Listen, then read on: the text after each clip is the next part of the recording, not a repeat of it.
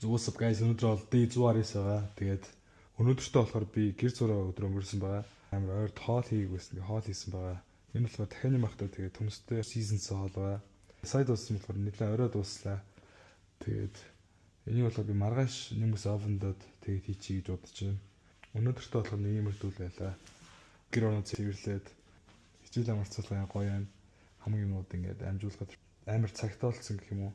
Тэгээд дараа 7 хоногт урлагийн үсгт болохоор урлагийн үсгийн маргааш сэхлээд бэлдэх байгаа. Өнөөдөрт болохоор бол гэр орноо янзлаа. Тэгээд нэг хоол хийсэн. Тиймэрт өдөрлөөлээ.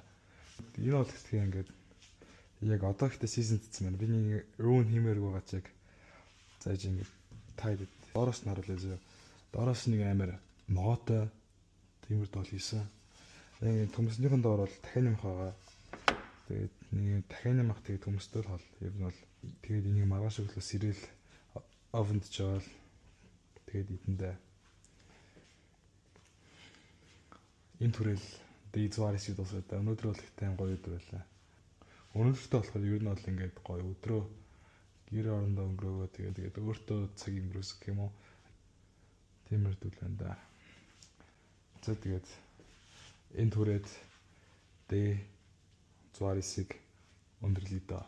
За bye guys. Нэрийг бодсон чинь ингээд төгсгөд одоо ингээд 81 хоног үлдсэн гэхээр бас crazy сонсогдож шүү. 119 өдөр гэдэг чинь бол амар хол тулж хол ирлээ. Амар санагдаж байна. Бодтой ингээд 81 хоногийн дараа би ингээд төгсөөд энийг агидаас хүн болгоо ингээд өөр өөрийнхөө замналаар ингээд яваад тэгээд өөр өөрийнхөө ирээдүг хөөнөхээр бас их санагдаж байна.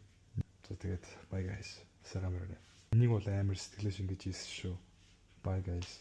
Тэгэд маргааш өглөө онголгоод харцгаая зөө.